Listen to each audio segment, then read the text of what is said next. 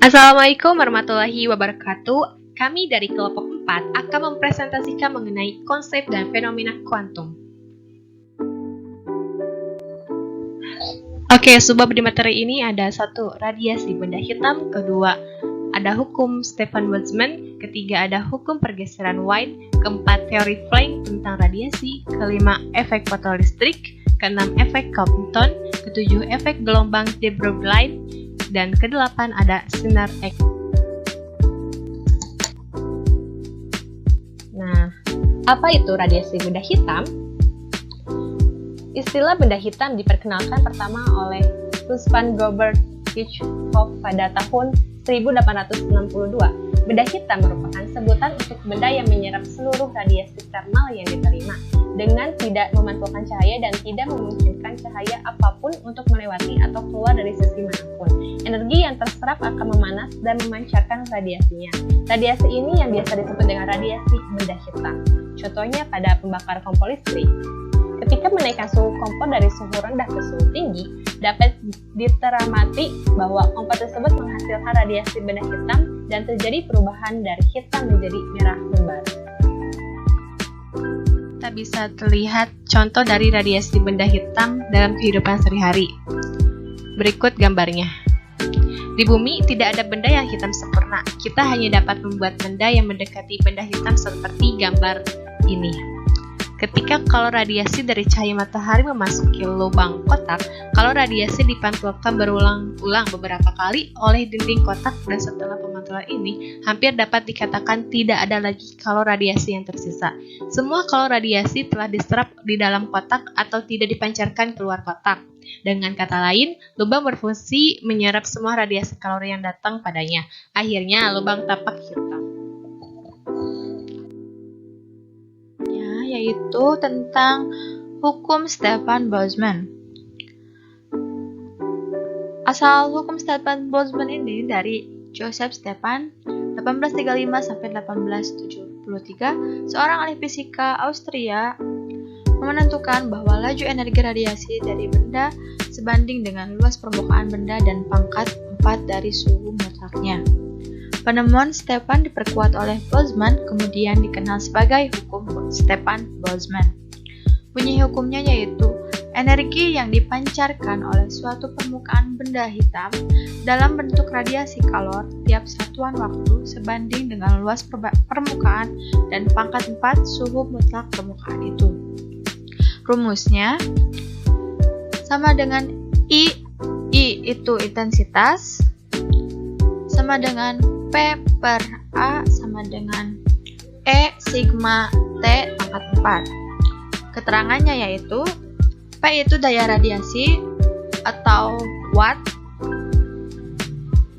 dan A itu luas permukaan dalam satuan M persegi, sigma itu konstanta Stefan Boltzmann sebesar 5,67 kali 10 pangkat negatif 8 W per M persegi K 4. E itu emisivitas atau benda hitam. T itu suhunya. Atau juga bisa dirumuskan juga P sama dengan E kali sigma kali A kali T pangkat 4. Selanjutnya ada hukum pergeseran Wien. Pergeseran Wien ini yaitu hubungan antara panjang gelombang dengan radiasi benda hitam. Nah, kelemahan dari teori ini yaitu tidak dapat digunakan untuk seluruh bagian spektrum atau tidak cocok untuk panjang gelombang panjang. Jika suatu benda meradiasikan kalor pada temperatur tinggi atau maksimum, puncak spektrum radiasi akan bergeser ke arah panjang gelombang yang makin kecil. Jadi, berbanding terbalik antara suhu dan panjang gelombang. Nah, pada kondisi radiasi maksimum panjang gelombangnya yaitu T, I, M sama dengan C. Panjang gelombang pada energi pancar maksimum dalam satuan M itu I Lalu T sama dengan suhu dalam satuan K. C sama dengan 2,898 kali 10 pangkat negatif 3 M kali K. Nah, di sini juga ada rumus, yaitu lambda max kali T sama dengan B. Lambda max ini sama dengan panjang gelombang saat intensitas maksimum, atau sama aja seperti yang ini. B sama dengan tetapan Wien 2, yaitu sebesar 2,9 kali 10 pangkat negatif 3 MK, dan T sama dengan suhu mutlak benda dalam satuan K. Teori Planck radiasi benda hitam. Menurut Planck, radiasi elektromagnetik yang dipancarkan suatu benda terbagi-bagi atau disekret ke dalam paket-paket energi yang disebut kuantum. Besarnya energi ini bergantung pada besarnya frekuensi gelombang elektromagnetik.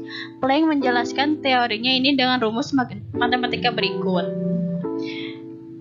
E sama dengan N kali H kali F.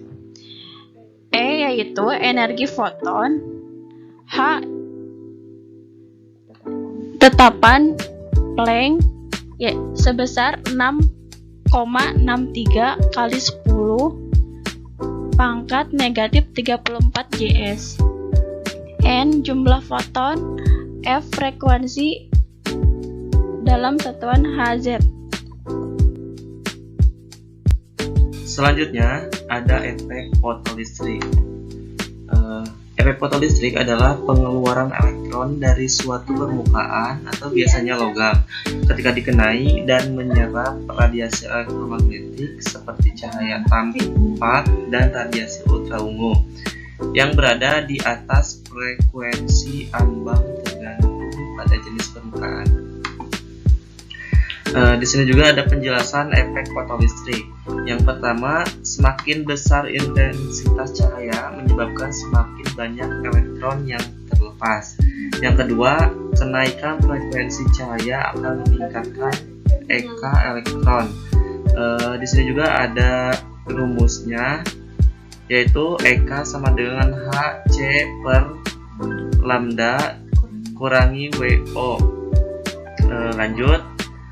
Jika frekuensi cahaya F lebih kecil dari frekuensi ambang FO, maka tidak ada elektron yang terlepas. Yang terakhir, elektron terlepas dari permukaan logam sesaat setelah penyinaran.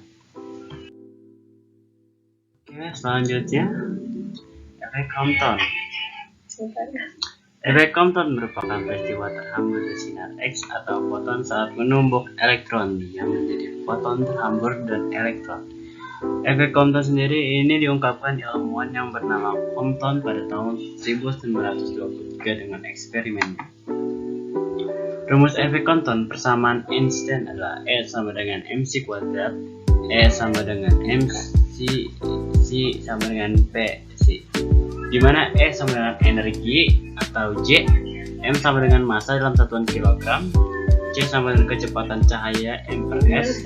Rumus energi foton Planck E sama dengan HF, P sama dengan HF, P sama dengan H per lambda, di mana P sama dengan momentum foton atau ms, H sama dengan tetapan Planck atau Js, F sama dengan frekuensi gelombang elektromagnetik dalam kurung Hz, C sama dengan laju cahaya M per S, lambda sama dengan panjang gelombang foton atau F. Panjang gelombang de Broglie. Konsep perilaku peduli seperti gelombang diusulkan oleh fisikawan Prancis de Broglie pada tahun 1924. Hal itu juga disebut sebagai de Broglie hipotesis. Gelombang materi disebut sebagai gelombang de Broglie. Panjang gelombang de Broglie adalah panjang gelombang lambda terkait dengan partikel masif, yaitu partikel dengan massa sebagai lawan dari partikel tak bermassa. Dan terkait dengan momentumnya, P melalui konstanta Planck H. Perilaku materi seperti gelombang pertama kali secara eksperimental ditunjukkan oleh eksperimen diffraksi logam tipis George Page Thomson, dan secara independen dalam eksperimen Vision Gamer. Keduanya menggunakan elektron dan itu juga telah dikonfirmasi untuk partikel elementer lainnya, atom netral dan bahkan Mol. Panjang gelombang de Broglie sendiri di mana C sama dengan F lambda, maka P sama dengan H, F per lambda sama dengan H per lambda. Sehingga panjang gelombang de Broglie adalah lambda sama dengan H per P sama dengan H per mr. Keterangan lambda adalah panjang gelombang partikel de Broglie atau dalam kurung m. H adalah tetapan Planck, m adalah massa diam partikel satuan kilogram, dan v adalah laju partikel m per s. Mengenai sinar X. Sinar X merupakan gelombang elektromagnetik dan mempunyai panjang gelombang 10 pangkat min 12 sampai dengan 10 pangkat min 8 m dan frekuensi sebesar 1016 sampai 1021 Hz. Dapat menembus benda-benda lunak seperti daging dan kulit, namun tidak dapat menembus benda-benda keras seperti tulang, gigi, dan logam. Sering digunakan berbagai bidang seperti bidang kedokteran, fisika, kimia, meteorologi, metalurgi, dan biologi. Kemudian, sifat-sifat dari sinar X. Pertama, sinar X dipancarkan dari tempat yang paling tersinari oleh sifat katoda. Sinar X dapat menembus buku 1000 halaman, tetapi hampir seluruhnya terserap oleh timbal setembal 1,5 mm. Pelat fotografi sensitif terhadap sinar X. Ketika tangan terpapari sinar X di atas plat fotografi, maka akan tergambar foto tulang tersebut pada plat. Lintasan sinar X tidak dibelokkan oleh medan magnet atau daya tembus, dan lintasan yang tidak terbelokkan oleh medan magnet merupakan sifat yang membuat sinar X berbeda dengan sinar katoda. Ini adalah contoh dari sinar X. Nah, ini adalah manfaat sinar X. 1. Digunakan sebagai alat untuk menyelidiki penyebab dan gejala pada penyakit pasien atau mendiagnosa suatu penyakit. Kedua, untuk dapat memastikan bagian dalam tubuh yang mengalami sakit. Ketiga, untuk memantau perkembangan suatu jenis penyakit, misalnya gangguan pencernaan, kanker tulang, dan lain sebagainya. Dan terakhir, untuk dapat melihat efek dari pengobatan medis yang telah digunakan. Sekian dari kelompok kami. Mohon maaf bila ada kesalahan dan penyampaian kata yang kurang atau materinya tidak terlalu tersampaikan banyak. Sekian, wassalamualaikum warahmatullahi wabarakatuh.